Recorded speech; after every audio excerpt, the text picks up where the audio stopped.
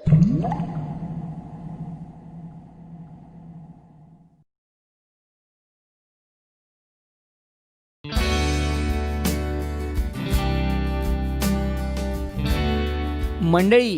चतुरराव आणि चतुराचा तुम्हाला नमस्कार.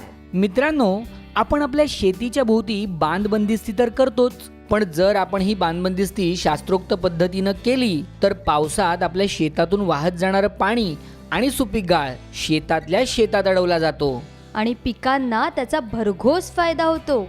या शास्त्रोक्त पद्धतीनं केलेल्या बांध बंदिस्तीलाच कंपार्टमेंट बंडिंग असं म्हणतात आणि त्यातून तयार झालेल्या बांधाला कंपार्टमेंट बांध असं म्हणतात. मित्रांनो, कंपार्टमेंट बांध हा पूर्ण झाल्यावर साधारण असा दिसतो. या कंपार्टमेंट बांधामुळे उत्तम मृद व जलसंधारण होऊन जमिनीतील पाण्याची पातळी सुद्धा वाढते. तर आज आम्ही तुम्हाला सांगणार आहोत हे कंपार्टमेंट बंडिंग कसं करतात. पण त्यापूर्वी कंपार्टमेंट बंडिंगच्या बाबतीत काही गोष्टी जाणून घेऊ. 1. सरासरी वार्षिक पर्जन्यमान 750 मिलीमीटर पर्यंत असलेल्या 0 ते 4% उताराच्या वहितीखालील जमिनीवर कंपार्टमेंट बंडिंग करता येतं. 2. यापूर्वी बांध बंदिस्ती न झालेल्या व झालेल्या अशा दोन्ही क्षेत्रांवर हा उपचार राबवता येतो. तर आज आपण कंपार्टमेंट बंडिंग तयार करण्याची प्रक्रिया समजून घेणार आहोत. पण ही प्रक्रिया समजण्यासाठी मी काही गोष्टी सांगतो, त्या प्रथम समजून घ्या. समजा हा आरेखित केलेला भाग म्हणजे आपलं शेत आहे आणि ही बाणांची दिशा म्हणजे उताराची दिशा आहे. मग आपला मुख्य बाण कुठे येईल? तर उताराला आडवी ही जी खालची बाण बंदिस्ती आहे त्यावर आपला मुख्य बाण येईल आणि उजव्या बाण बंदिस्तीवर उजवा बाजूबाण आणि डाव्या बाण बंदिस्तीवर डावा बाजूबाण येईल. हे बाजूबाण संपूर्ण कडेच्या बाजूंवर न घालता ते एका विशिष्ट अंतरापर्यंतच घातले जातात आणि हे बांध बनवण्यासाठी जी माती लागते ती शेताच्या आतल्या बाजूला एक चर खणून त्यातून मिळवली जाते. मित्रांनो, बऱ्याचदा शेतकरी आपल्या शेताच्या चारी बाजूंवर हे बांध बनवतात, पण त्याचा काहीही उपयोग होत नाही. उलट पैसाही वाया जातो आणि मेहनतही. त्यामुळे शेताच्या चारही बाजूंवर हे बांध बनवू नका. पुढे सांगितलेल्या पद्धतीनेच या बांधांची रचना करा. चला, आता आपले कृषी अधिकारी मित्र DL मोहिते सर आणि आपले काही शेतकरी बांधव हे कंपार्टमेंट बंडिंग शेतावरती प्रत्यक्ष तयार करतायत. तिथे जाऊया आणि ही प्रक्रिया टप्प्याटप्प्यानं नीट समजून घेऊया. मित्रांनो, हे ते शेत आहे जिथे मोहिते सर आपल्या शेतकरी बांधवांच्या मदतीने कंपार्टमेंट बांध बनवणार आहेत. तर पहिल्यांदा या शेताच्या बाबतीत काही गोष्टी समजून घेऊ. या ज्या रेषा तुम्हाला दिसत आहेत त्या या शेताच्या सीमारेषा आहेत आणि त्यांच्यावर अगोदरच केलेली जुनी बांध बंदिस्ती अस्तित्वात आहे. म्हणून या जुन्या बांध बंदिस्तीवरच आपण नवीन बांध बांधणार आहोत, जेणेकरून आपल्या जुन्या बांधाची मजबूती वाढेल आणि आपल्याला बांध बांधण्यासाठी मातीही जरा कमी लागेल. याचबरोबर आपल्याला कंपार्टमेंट बांध बांधण्याची संपूर्ण प्रक्रियाही कळेल. लक्षात आलं? आता ही बाणाची दिशा म्हणजे उताराची दिशा आहे. त्यामुळे या शेतावर बनवला जाणारा मुख्य कंपार्टमेंट बांध हा इथे येईल आणि बाजूबाण शेताच्या या आणि या बाजूवर येतील. मित्रांनो, हा बांध बनवण्यासाठी आपल्याला हायड्रोमार्करच्या सहाय्याने विशिष्ट उभ्या अंतरावरचे बिंदू मिळवावे लागतात आणि हे कसे मिळवतात हे तुम्हाला हायड्रोमार्करच्या सहाय्यानं जमिनीचा उतार मोजणं ही फिल्म बघून कळेल, म्हणून ती नक्की पहा. चला, आता प्रत्यक्ष प्रक्रियेला सुरुवात करूया. सर्वप्रथम आपला मुख्य बाण ज्या बाण बंदिस्तीवर येणार आहे तिच्यावर लक्ष द्या. या बाण बंदिस्तीच्या आतल्या बाजूच्या सर्वात डावीकडच्या टोकावर बिंदू मार्क करा, बिंदू A, आणि सर्वात उजवीकडच्या टोकावर बिंदू मार्क करा, बिंदू B. आता आपल्या शेताच्या डाव्या आणि उजव्या बाजूवर जी जुनी बाण बंदिस्ती आहे तिच्या आतील बाजूवर आपल्याला हायड्रोमार्करचा वापर करून विशिष्ट उभ्या अंतरावर काही बिंदू मिळवायचे. ते कसे बघा. बिंदू B पासून वरच्या दिशेने जात हायड्रोमार्करच्या सहाय्याने 30 सेंटीमीटर उभ्या अंतरावर B1 हा पहिला बिंदू मार्क करा.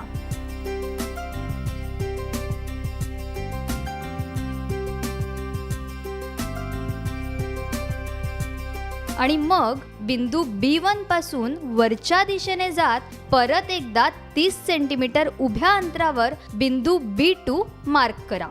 आपला उजवीकडचा बाजूबांध हा बिंदू B2 पर्यंतच असेल. आता बिंदू ए पासून वरच्या दिशेने जात हायड्रो मार्करच्या सहाय्याने 30 सेंटीमीटर उभ्या अंतरावर A1 हा पहिला बिंदू मार्क करा आणि मग बिंदू A1 पासून वरच्या दिशेने जात परत एकदा 30 सेंटीमीटर उभ्या अंतरावर बिंदू A2 मार्क करा. आपला डावीकडचा जो बाजूबांध असणार आहे तो बिंदू A2 पर्यंतच असेल. आता एक मेजरिंग टेप बिंदू B2 पासून सरळ उजव्या बाणबंदिस्तीला काटकोनात आडवी अशी दाखवल्याप्रमाणे पकडा. आता फक्कीने तिच्या 45 सेंटीमीटरवर पहिली आणि 145 सेंटीमीटरवर दुसरी खूण करा.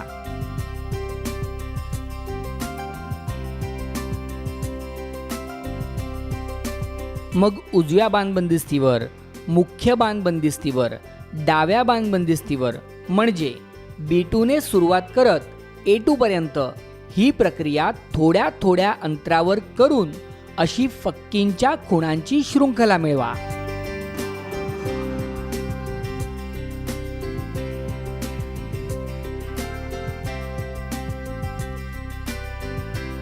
आता या खुणा अशा दाखवल्याप्रमाणे सरळ रेषेत जोडत जा. त्यामुळे आकृतीत दाखवल्याप्रमाणे आकार तयार होतील. आता हा जो आरेखित भाग आहे या भागावर आपल्याला एक चर खोदायचा आहे आणि या चरातून निघालेल्या मातीने बाण बनवायचा आहे. हा चर नक्की किती खोल खणायचा हे आम्ही तुम्हाला पुढे सांगणार आहोत, कारण या चराचं आकारमान हे स्थानिक परिस्थितीवर अवलंबून असतं. हे खणण्याचं काम तुम्ही मजुरांच्या अथवा JCBच्या सहाय्याने करू शकता. आता जेवढी बाणबंदिस्ती आपल्या चराला समांतर पसरली आहे तेवढ्या बाणबंदिस्तीवर चर खणून निघालेली माती टाका आणि मुख्य बाण, उजवा बाजूबाण आणि डावा बाजूबाण बनवून घ्या. मित्रांनो, नुसती माती टाकली म्हणजे हा बाण तयार होत नाही, तर त्याची एक विशिष्ट लांबी, रुंदी आणि उंची असते. आणि ती कशी ठरते? तर ती ठरते शेत जमिनीच्या प्रकारानुसार. आता शेत जमिनीचे कोणकोणते प्रकार असतात ते पाहूया. 0.30 मीटर खोलीपर्यंत माती असणारी हलकी जमीन, 0.30 मीटर ते 0.75 मीटर खोलीपर्यंत माती असणारी मध्यम जमीन आणि 0.75 मीटरपेक्षा जास्त खोलीपर्यंत माती असणारी भारी जमीन. आता पाहूया या जमिनीच्या प्रकारानुसार कंपार्टमेंट बांधांची मोजमाप काय असतात. हलकी जमीन असल्यास बांधाची उंची 0.75 मीटर, पाया 1.80 मीटर आणि माथा 0.30 मीटर ठेवावा. मध्यम जमीन असल्यास बांधाची उंची 0.85 मीटर, पाया 2 मीटर आणि माथा 0.30 मीटर ठेवावा. आणि भारी जमीन असल्यास उंची 0.90 मीटर, पाया 2.25 मीटर आणि माथा 0.45 मीटर ठेवावा. आपल्या उदाहरणात जमीन मध्यम प्रकाराची असल्या कारणाने आपण बांधाची उंची 0.85 मीटर, पाया 2 मीटर आणि माथा 0.30 मीटर ठेवला. मित्रांनो, आता आपण पाहूया आपल्या चराची खोली कशी ठरवायची. तर मित्रांनो, तुमच्या लक्षात आलं असेलच, मातीच्या प्रकारानुसार बांधाचं आकारमान बदलतं आणि म्हणूनच बांध बांधण्यासाठी लागणाऱ्या मातीचं प्रमाणही बदलतं. तर चर किती खोल खणायचा हे ठरवण्यासाठी आपल्या शेतातील मातीच्या प्रकारानुसार आपल्याला ज्या आकारमानाचा बांध बनवायचा आहे ते आकारमान आणि शेतातील जुन्या अस्तित्वात असलेल्या बांधाचं आकारमान या दोन गोष्टी लक्षात घ्याव्या. आणि त्यानुसार चर तेवढाच खोल खणावा जेणेकरून आपल्याला बांधासाठी हवी असलेली आवश्यक माती याच चरातून मिळेल. लक्षात आलं ना? तर आपल्या उदाहरणातही आपण याच गोष्टीचा विचार केला आणि त्यानुसार चराची खोली 1 मीटर आणि रुंदी सुद्धा 1 मीटर ठरवली. मग चर खणून त्यातून निघालेल्या मातीने आपल्याला हव्या असलेल्या आकारमानाचा बांध बनवला. मित्रांनो, लक्षात ठेवा, मुख्य बांधाची उंची ही संपूर्ण बांधावर समान असते तर दोन्ही बाजूबांधांची उंची मात्र जसजसे आपण वरच्या म्हणजेच बिंदू A2 आणि बिंदू B2च्या दिशेने जाऊ तशी कमी होत जाते. त्यामुळे हे बाजूबांध बनवताना अशा पद्धतीनं बनवा की त्यांची उंची बिंदू A2 आणि B2 वर जाऊन 0 होईल.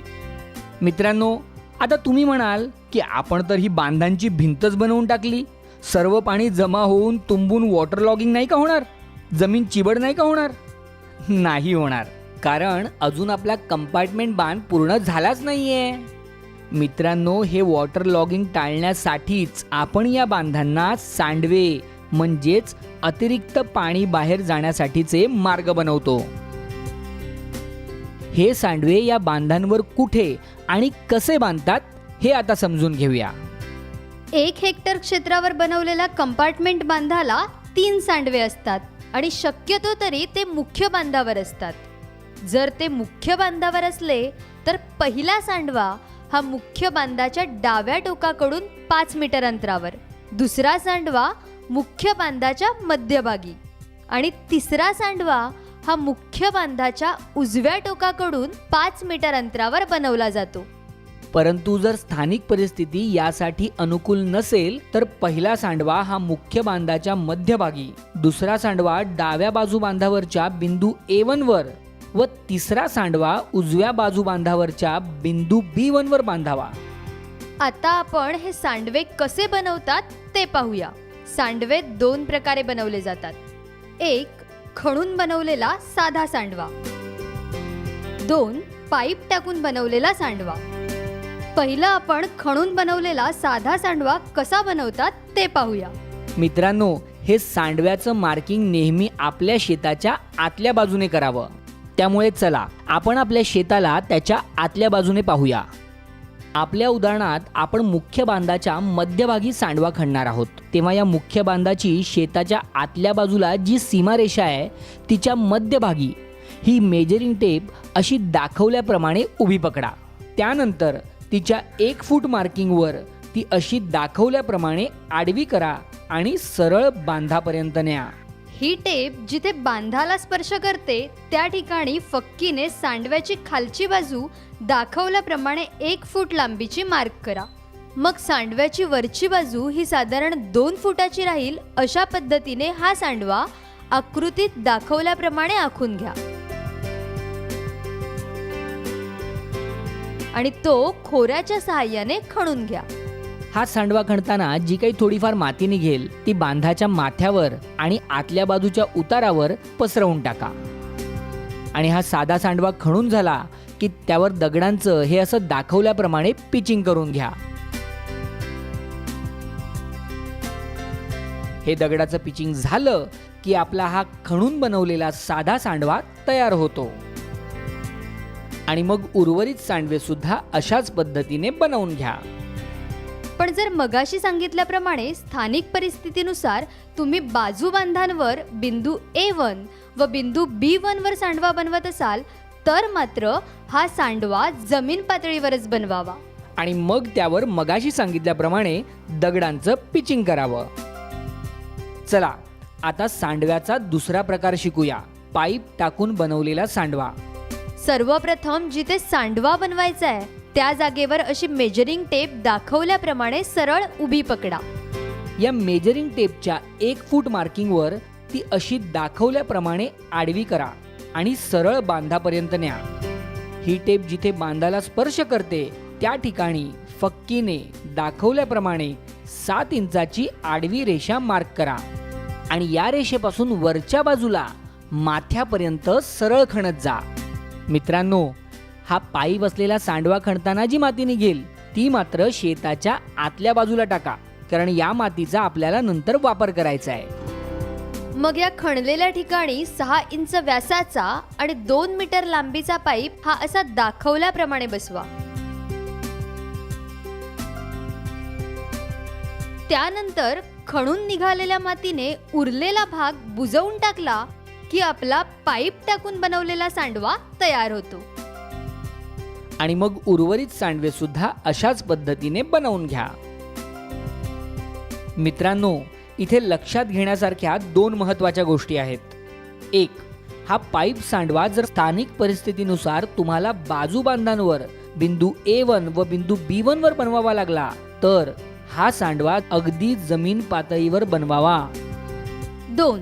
हा पाईप टाकताना तो शेताच्या आतल्या बाजूला कमी आणि शेताच्या बाहेरच्या बाजूला जास्त राहील अशा पद्धतीने टाकावा, जेणेकरून शेतातील अतिरिक्त पाणी हे पाईपाद्वारे जेव्हा शेताच्या बाहेर जाईल तेव्हा ते बांधावर न पडता पूर्णपणे बाहेरच्या दिशेने पडेल. कारण जर हे बांधावर पडलं तर बांधाची माती खचून बांध तुटू शकतो. एकदा का हे सांडवे तयार झाले की कंपार्टमेंट बंडिंगची प्रक्रिया पूर्ण झाली. थांबा चतुरराव, बांधासाठी जो चर खणलाय त्याचं काय करायचं ते नाही सांगितलं. अरे हो, विसरलोच की. काळजी करू नका. तो चर पहिल्या नांगरणीनंतर अर्धा अधिक बुजून जातो आणि त्यानंतर उर्वरित रिकामा राहिलेला चर हा पावसाच्या पाण्याबरोबर वाहून येणाऱ्या गाळाने हळूहळू पूर्ण बुजून जातो.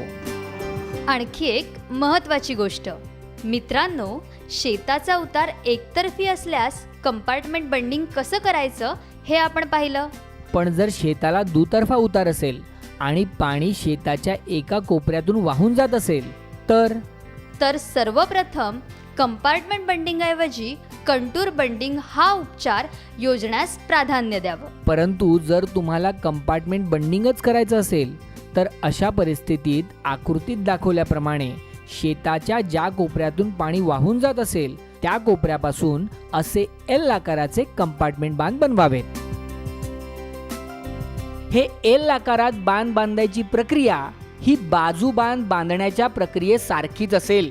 बरं, चला आता कंपार्टमेंट बंडिंगच्या बाबतीत काही महत्त्वाचे मुद्दे लक्षात ठेवा. 1. अस्तित्वात असलेला जुना बांध जर अर्धा मीटर उंचीचा असेल तर नवीन बांधासाठीचा जो चर आहे तो 1 मीटर ऐवजी अर्धा मीटर खोल खणला तरी चालेल. 2. 1 हेक्टर क्षेत्रावर कंपार्टमेंट बंडिंग करताना कमीत कमी 3 सांडवे खणले जातात. पण त्यापेक्षा जास्त क्षेत्रावर जर कंपार्टमेंट बंडिंग केलं तर त्या प्रमाणात सांडव्यांची संख्याही वाढते. 3. एका पट्ट्यात शेती असणाऱ्या सर्व शेतकऱ्यांनी एकत्रितपणे कंपार्टमेंट बंडिंग केलं तर सर्वांना त्याचा उत्तम फायदा होतो. कारण एकाच वेळी केलेल्या कंपार्टमेंट बंडिंगमुळे त्या संपूर्ण परिसरातील पाण्याची पातळी लक्षणीयरित्या वाढण्यास मदत होते. 4. कंपार्टमेंट बंडिंग करताना बांधावर पाणी मारण्याची किंवा दबाई करण्याची गरज नाही. 5. कंपार्टमेंट बंडिंगचे सांडवे हे पाईप असलेले खणायचे की पाईप नसलेले साधे खणायचे हा निर्णय तुम्ही स्थानिक परिस्थितीनुसार घेऊ शकता. 6.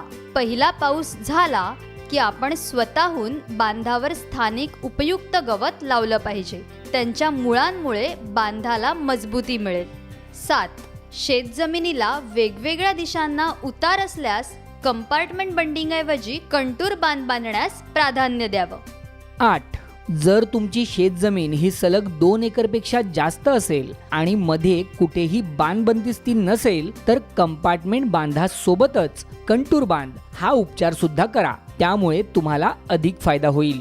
मित्रांनो, आपण सर्वांनी एकत्र येऊन सांगितलेल्या शास्त्रोक्त पद्धतीनं कंपार्टमेंट बंडिंग केलं तर पुढील प्रमाणे फायदे होतात. 1. आपल्या शेतातील सुपीक माती पावसाच्या पाण्याबरोबर वाहून जाण्याला अटकाव होतो. 2. गावातील सर्व शेतजमिनींवर मोठ्या प्रमाणावर पाणीसाठा होऊन जमिनीतील पाण्याची पातळी झपाट्यानं वाढते. 3. जास्त पाऊस झाल्यास अतिरिक्त पाणी सांडव्यामार्फत बाहेर काढून दिल्यामुळे वॉटर लॉगिंग होऊन जमीन चिबड होत नाही. तर शेतकरी बांधवांनो, आपल्या मनामनांमध्ये जर कोणत्याही पद्धतीच्या भिंती उभ्या असतील तर त्या आजच आत्ता या क्षणी तोडून टाका. आणि या कंपार्टमेंट बंडिंग नावाच्या भिंती मात्र आपल्या शेतांमध्ये दिमाखात उभ्या करा.